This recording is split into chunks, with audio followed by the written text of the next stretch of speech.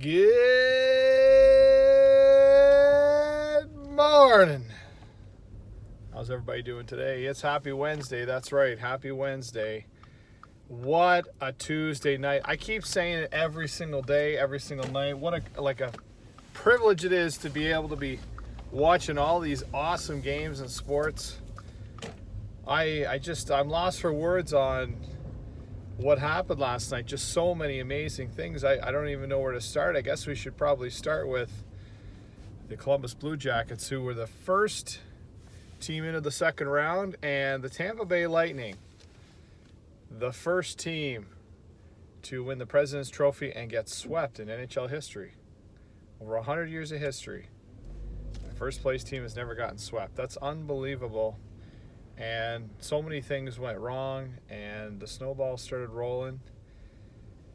And basically, they couldn't get a save, and they lost their top D-man, Hedman, who came back in game 1 and 2, but really wasn't right. I feel like he was dealing with a concussion. He tried to make it work, and he couldn't make it work, and that's 30 minutes off your D-line there. And if you take a look at the defensemen, Sergachev's still pretty young. The rest of them aren't really mobile, and they're kind of long in the tooth. I think McDonough and Coburn, all those guys are experienced, but I don't think they're fast. So that's that. Columbus is on to the next round, and the New York Islanders sweep the Pittsburgh Penguins. Thank God. I can't fucking stand Pittsburgh. Suck it, Crosby. Suck it, Malkin. I'm surprised Malkin didn't go around and whack some guy's legs at the last 2 minutes of the game. He's such a pussy and cheap shot artist. So he can suck it. They didn't get any goaltending either, bottom line. If you don't get goaltending in the playoffs, you're not going to win. Matt Murray couldn't make a save. Matt Murray looked like Marc-Andre Fleury 5 years ago, when Marc-Andre Fleury could make a save in that Flyers series. Every game was like 8-5. So, yeah, and then Pittsburgh's D, they got backed off. The Islanders have a pretty good forward line unit. The Clutterbuck line is awesome, and then Everly stepped up in the playoffs. He seems to be a pretty good gamer. We just didn't see it for 5 years in Edmonton because they didn't make the playoffs. So Ebbs is back in the playoffs, and he's rolling. And some of the most underrated players in the league. Anders Lee is a pretty underrated player. And, the Islanders defenseman. I've never been a Robin Lehner fan. I really haven't. I don't think he's a great goalie. But you got to give credit where credit's due.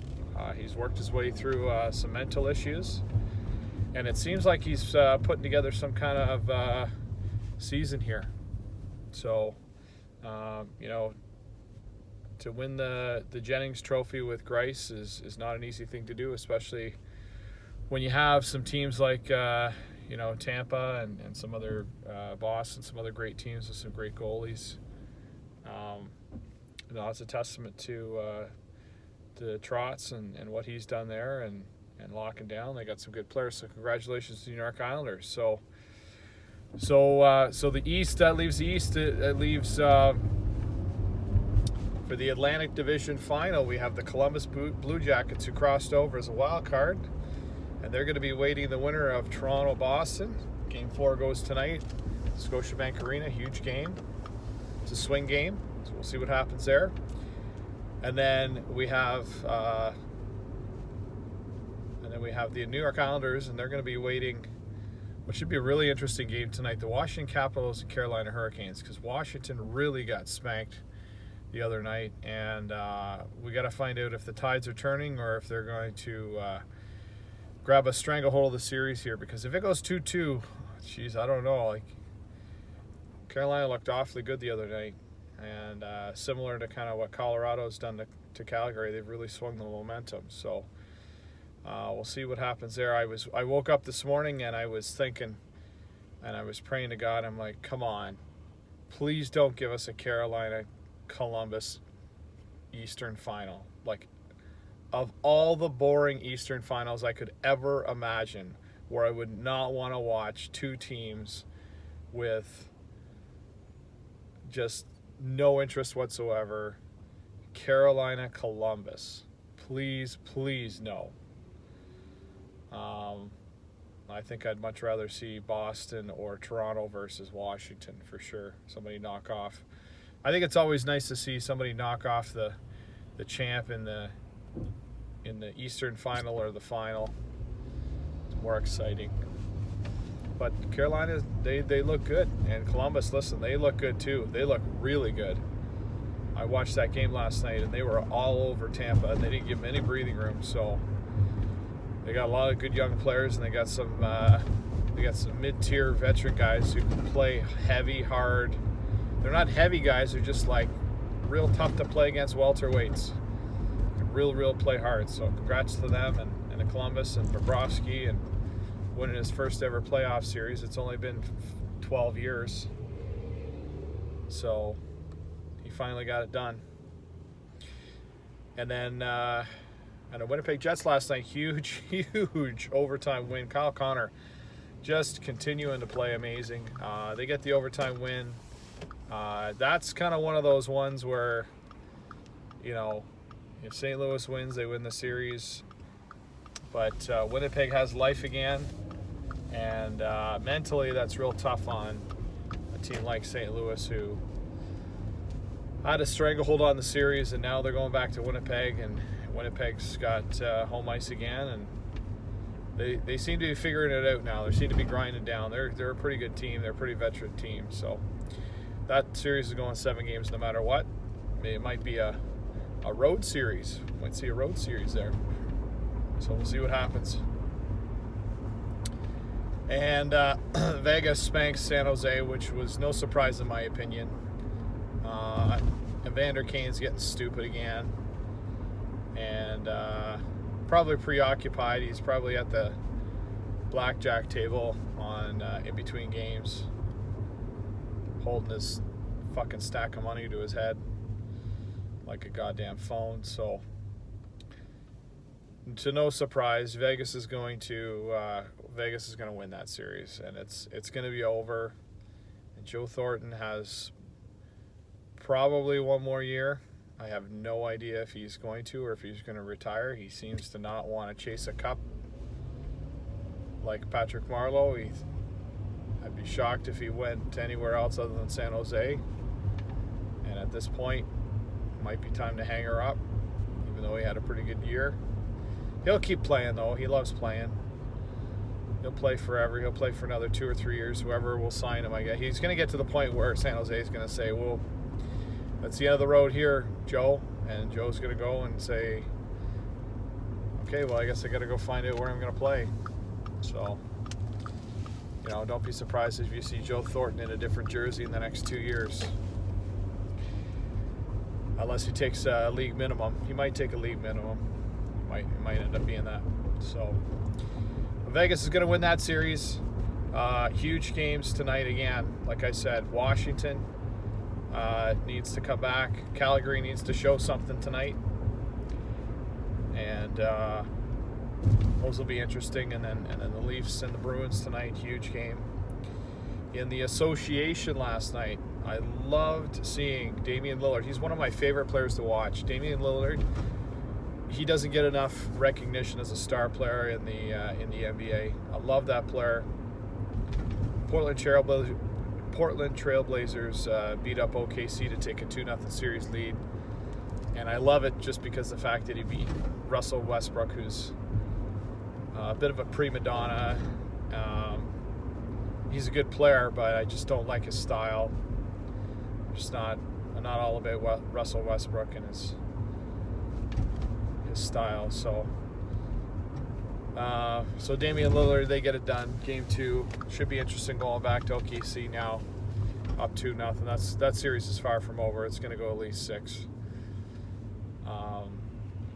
And then nothing else. The NBA pales in comparison to the NHL when it comes to first round series, because there's such a disparity in players. The Toronto Raptors last night got back on the wagon.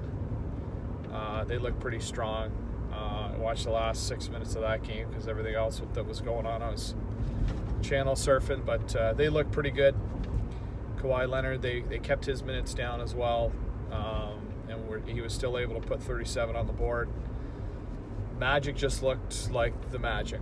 Basically, the Magic looked like what they should have done. They might have had their game of the year in Game 1, and it'll be interesting to see what comes of the Orlando Magic Game 3 in Orlando on Good Friday, because they got another 2-day break here, which helps the Raptors, and at the same time, the Magic, if they could start dropping threes again like they did in Game 1, it could be a lengthy series here.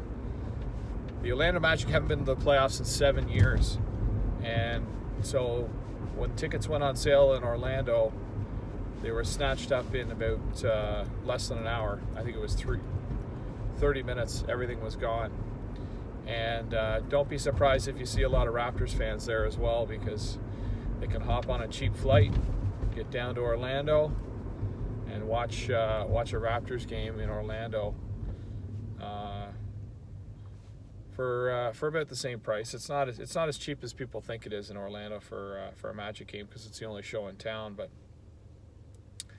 Raptors fans, like Leaf fans, travel really well, and I can tell you right now, there's a couple Leaf fans chirping in my ear right now saying they want to go to Columbus, and I can guarantee you already, they're not only starting the parade because Tampa's out, they think they have it in the bag against Boston, but now they're starting to plan road trips to Columbus, and I can guarantee you there's at least 5,000 to 10,000 fans that are talking about it right now and starting to call hotel rooms and waiting to see when tickets go on sale, and they might hold a ticket or whatever and sell their other two, because that's what Toronto people do. They exploit the secondary market, jack up the price, because they think it's cheaper to go to Columbus than go to a game in Toronto, which I suppose if you look at the game ticket itself, yes, the secondary market's going to dictate what happens. So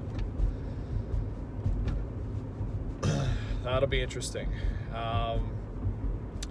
The OHL, I guess I should be humble in victory and gracious in defeat, but the Guelph Storm came back from the London Knights and did the reverse sweep. They were down 3-0, and they came back and won last night 6-3.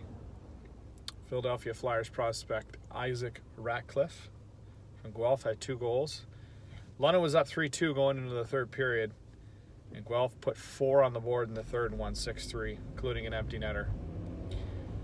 Mackenzie Entwistle, good kid. I know that kid very well. He got traded from Arizona to Chicago last summer. He plays for Guelph as well, so I'm rooting for them. And then of course Nick Suzuki, who was part of the Thomas Tatar trade.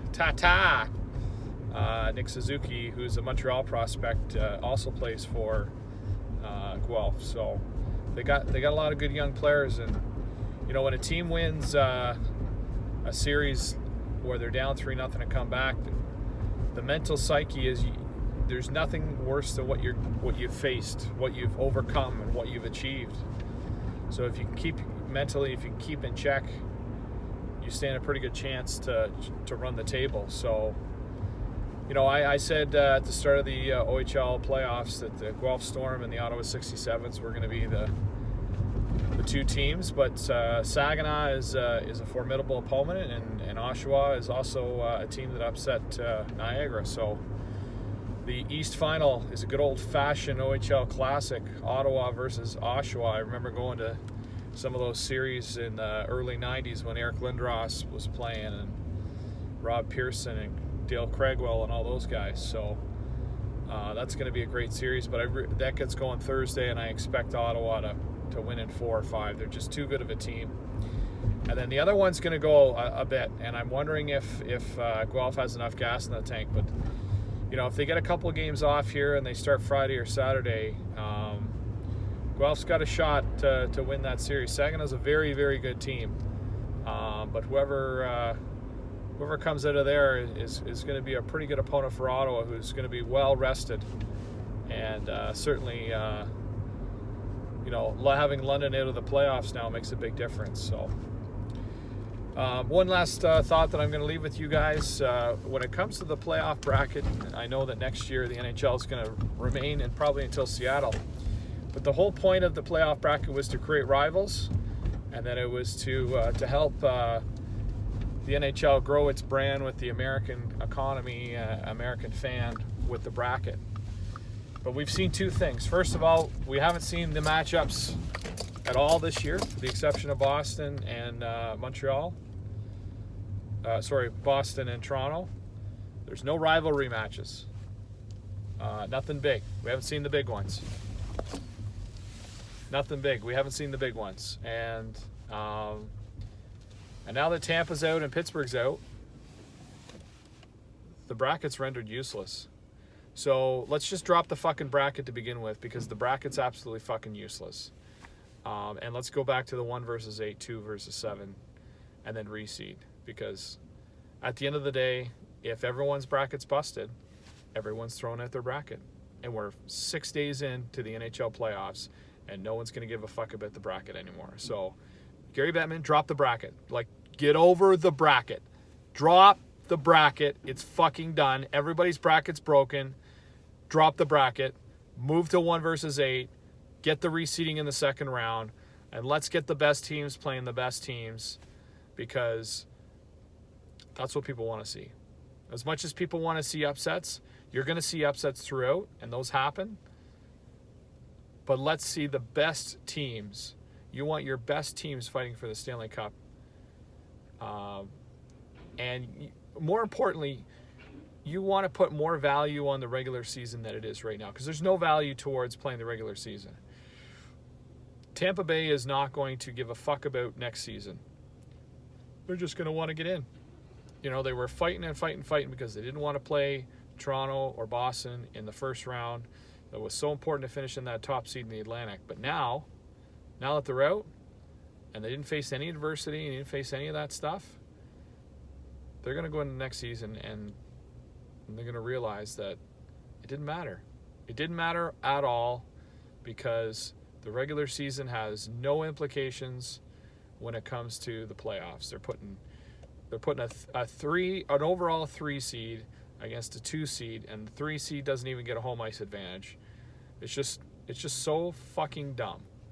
And so everybody can throw out their bracket now, and we can just play on. And then next year, we're going to talk about one more year, and then we can finally change it back. So have a happy Wednesday, boys. Lots of great games on tonight. Looks like a little bit of sun out here today, so grab some sun, and let's have some fun. I never thought that we could top the Green Jacket on Sunday, but Tuesday's Blue Jacket was even better. And Q's bracket is broken. Have a good one.